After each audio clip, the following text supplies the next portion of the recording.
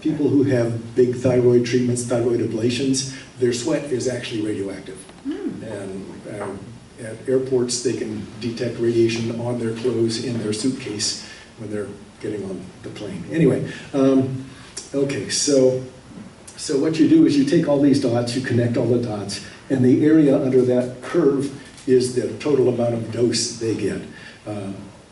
Anyway, so that's getting into internal dosimetry, another thing that people do. Let's see. So cesium-137. Cesium by itself is naturally occurring. It's in the dirt, all that sort of stuff. This is the non-radioactive stuff.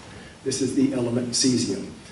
Look for YouTube videos on that, and they always show how reactive it is. You've seen the pictures of people throwing sodium in the water, and it going poof, and blowing up and making fire and stuff. Cesium is much more reactive than that. It's got sodium beat all to hell. Anyway, cesium-137 is made from reactors or atom bombs. Whenever you have a fission chain reaction, about 6% of those fissions are going to give you a cesium-137 atom. So that's a lot of inventory there when you're thinking that it's a lot. Okay, I was going to say, 1 times 10 to the 15th fissions per second per megawatt, and I'm not going to go into that. It has a radioactive half-life of almost exactly 30 years. So if you just had a bucket of cesium-137, in 30 years you'd have half that. 30 years past that, you'd have half the remaining amount, etc. And it makes gamma rays, it makes beta particles, and I'm one slide off. And biological half-life is really different. It's about 70 days. Cesium kind of behaves like sodium in your body. You take it in, your body uses it for electrolytes and stuff like that, and then it gets sweated or otherwise excreted out. That's what the 70 days takes over how long it stays in your body. It's much quicker way of getting cesium out of your body than radioactive decay. So in the first, call it year and a half, all your cesium dose is going to be done. Okay, if you eat once. Okay, if I ate my pound of shrimp and it had cesium-137 in it in about a year and a half, my dose would be done with and gone. How's it getting into the environment?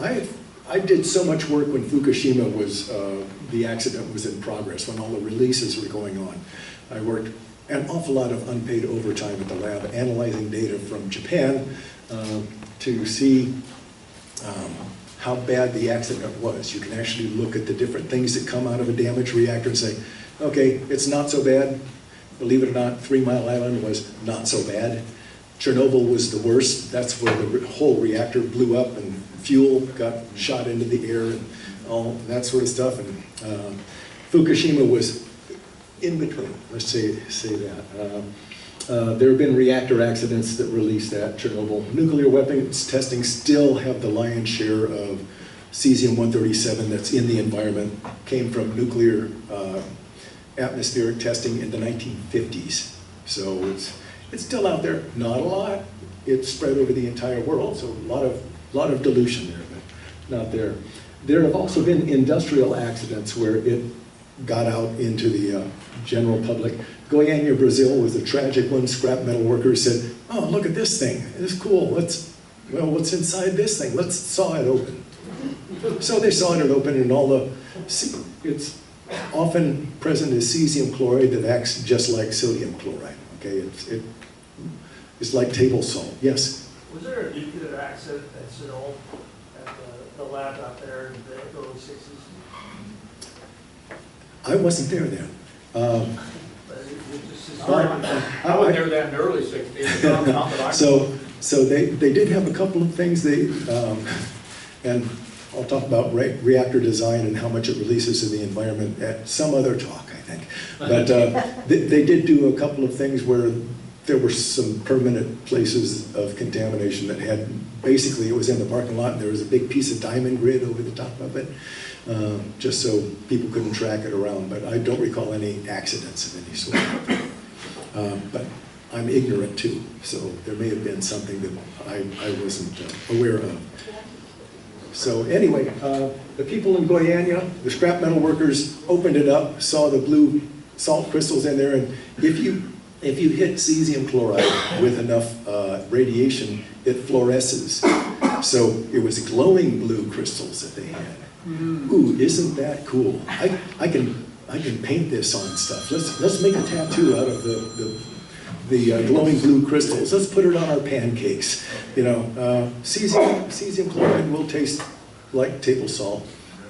So really doesn't give you any clue there. 4 people died in that episode down there. In 2019, up in Seattle, they damaged a blood irradiator. If someone's going to receive a blood transfusion and their immune system is compromised, they will irradiate the blood to kill any pathogens in there before it gets transferred to the patient. Blood irradiators tend to have a boatload of cesium-137 in them. The government is funding efforts to get rid of the cesium out of them and use an X-ray machine to irradiate the blood instead, because that way you don't have a chunk of radioactive material that can get lost. So progress being made, but what do you do with the old blood irradiator? Oh, it's scrap metal. Throw it in the scrap metal pile and send it off to, anyway. Okay. So blood irradiators, radiation detector calibrators, and so forth. This one on the far right, that's a blood irradiator, a more modern one. Up on top, that's the worldwide distribution of cesium-137 following Fukushima. It's everywhere, but not at levels that you need to worry about. And the thing, second, about 5 o'clock there, the dirty old piece of industrial gear, that's a density gauge. You have a cesium source on one side, a radiation detector on the other. As I think it was oil that flowed through there, you could actually tell the density of the oil by how well it blocked radiation from the cesium source. That was in a shipment of scrap metal to China, and China knows what to do about those now because they said, oh, it's radioactive, turn that shipment around and send it back to, it's up in Concord. There's a company that works with scrap metal, and they got it back again, and it's their problem now. Yeah, that was a work outing. That's Dave Taylor's hand there. He was my boss at the time. Okay, but you know, I did so much Fukushima stuff, I said, well, maybe they're from the sea coast off of Fukushima. You know, shrimp are bottom feeders, and cesium-137 goes, you know, likes to glom onto clays and muds and stuff like that, so maybe that's where it happened.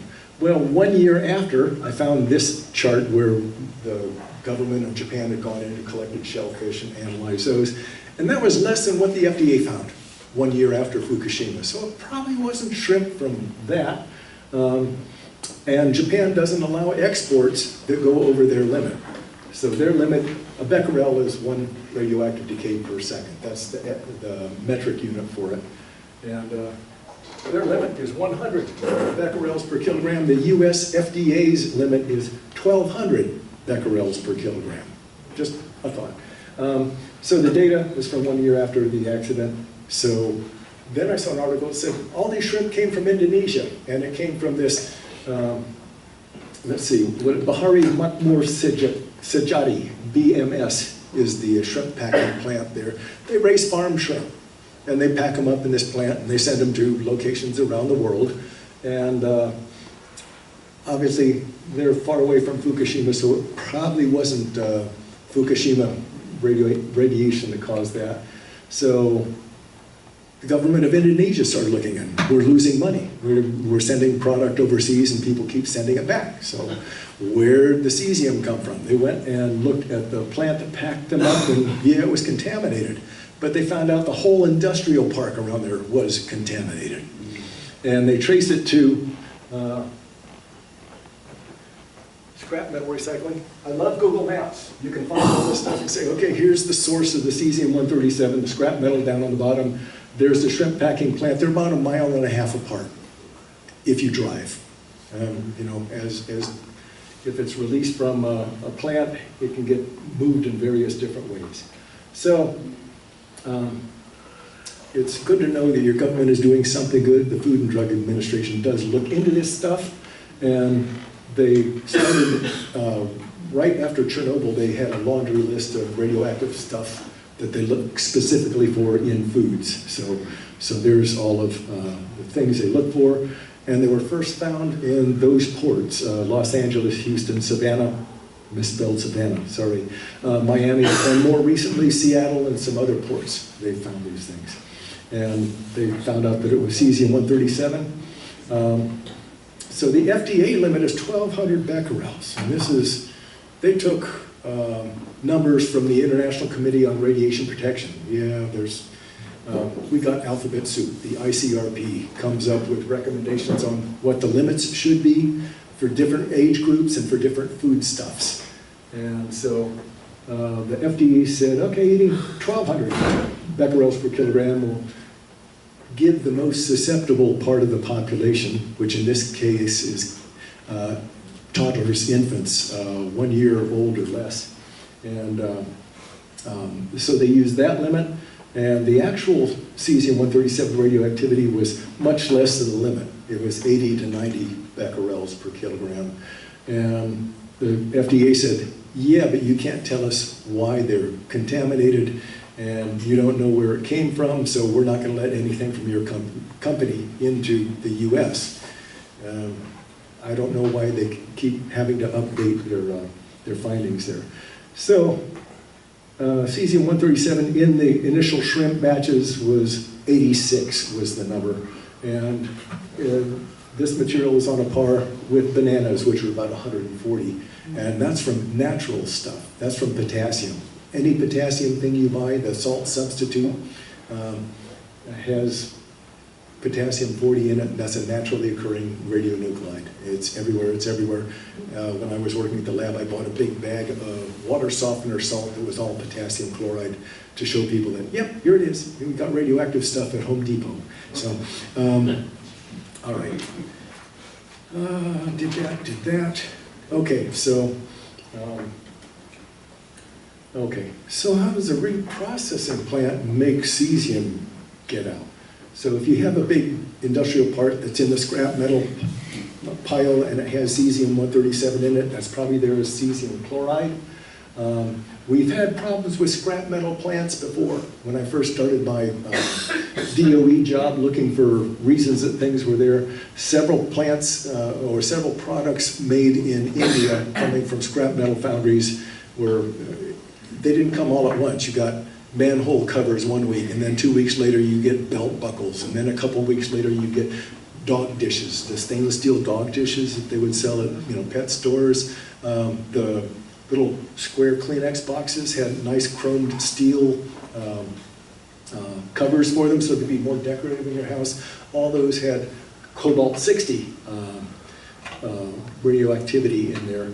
So it was found out that things were getting thrown into these scrap metal foundries that had radioactive stuff in it. The governments of India and China said, well, we're losing money. We can't sell stuff if it's radioactive.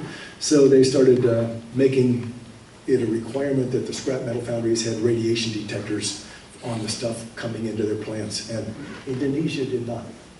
So, so cobalt-60 has a high melting temperature, and it just incorporated into all the scrap metal that got melted. Well, why didn't the cesium-137, why didn't that stay in the metal like the cobalt-60 did, so you just have a chunk of stuff rather than spread all over the neighborhood? Well, cesium has about half the boiling point of melted scrap metal, and it would actually boil off of the scrap and go out the ventilating system. So by the time, so after it gets out the ventilating system, it's all determined by the weather. What's the wind direction? Is it raining? Is there an inversion layer? All this kind of stuff can affect where it gets deposited. And so it did. So, and aside, they've also found from the same industrial park radioactive sneakers recently, shoes. So check your shoes. I brought some meters here, we can do that. So are shrimp at the grocery store safe to eat? Well, one thing I'm going to stress on this is this was found with very sensitive detectors rather than from people getting sick. Okay, so that's a plus. And again, the latest measurement I've seen is 86 compared to the limit of 1,200. And if I ate my kilogram of shrimp At that level, I get about 36 millirem, which is about 4 chest x-rays worth of extra radiation. You get about 500 millirem of radiation a year just from cosmic rays and dirt and the foods you eat. Food has potassium in it, has carbon-14 in it, etc. So this should not keep you up at night, all right? So the good takeaway here is in coordination, the EPA, Customs and Border Patrol, Food and Drug Administration, and Department of Homeland Security are working together to sort of make a barrier to any of this type of material contaminated coming into the country, and I need to shut up so you have time for questions, but no one's gotten sick. All these recalls have been preventative in nature. So go ahead, eat your shrimp. I would not be able to tell with my little detectors whether a bag of shrimp from Safeway was at the limit or not, but if you had a ton of it, I could see a ton. So buy in bulk, and we'll check the crabs when they come in for the crab. All right. Thank you very much.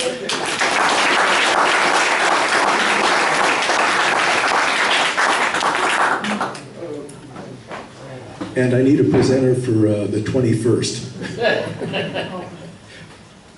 Someone could talk about, bread baking instead of radioactive stuff. Yes, Mike? Talk about safe levels that we don't need to worry about. Yeah. Some of those molecules. Okay, what about plutonium? What would be a safe level of plutonium? And it's very small compared to that. okay, Briefly on. So it was what's the difference between the health effects of plutonium versus cesium-137? Plutonium goes into your body and sticks to your bones. Okay, it's going to be there for the rest of your life, and it has a much higher dose per Zumi level than cesium-137. Again, the Food and Drug Administration does routine sampling of foodstuffs, especially coming from Ukraine, places like that, to make sure that that is also below, and it's like 3 becquerels a kilogram instead of 1,200. So yeah, a lot stricter limit on that. Joel, what kind of detectors do you carry around? Alpha, gamma? Yes. Neutron?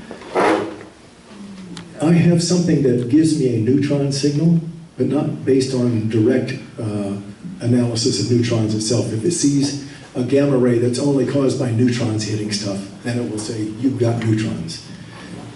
Do we all need one of those? You all have my number. I'm a DAC-DB and I love this stuff. Joel, what radiation source is typically found in the exit signs? Those used to all have tritium in it, and it was a lot of tritium. Tritium is a radioactive isotope of hydrogen, usually found in, well, it's a gas when it's in the glow-in-the-dark exit signs. Once it gets out of the exit sign into the environment, the sunlight will catalyze it with the oxygen in the air, and it will turn into tritiated water. Tritiated water gets through your body about 12-day half-life, and if you drink a lot of water, you can shorten that half-life, or a lot of wine or a lot of beer. Yeah, one more. Marianne. Joel, thank you for the presentation. I'm just curious, when do we start noticing radioactive materials in our food, like shrimp and probably other food products? So this started, the measurement for it started up after the Chernobyl accident. I had students coming from Europe when I was working at GE who already had cesium-137 in their bodies when they arrived. So all of Europe was affected by that. The reason we didn't do anything before then was, again, nobody got sick. It was at a low enough level that your metabolism, your immune system could keep up with the damage it was doing. There have been some tragic accidents where stuff did get into people and cause damage, but it hasn't been in the United States, apart from a few medical incidents where they gave the wrong dosage to people. So, all right. Thank you very much.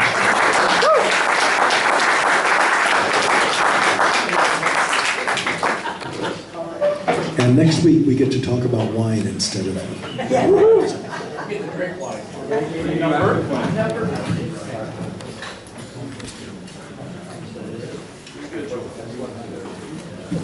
Thank Thank you, President-elect Joel. I think that's the deepest dive into science that I've seen in my life.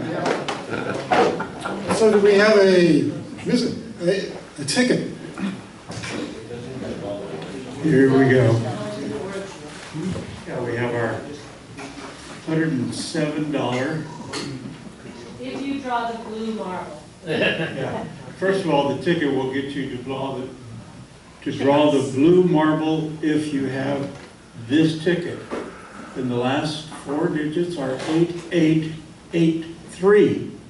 8883. It's our speaker. All right. Was that a setup?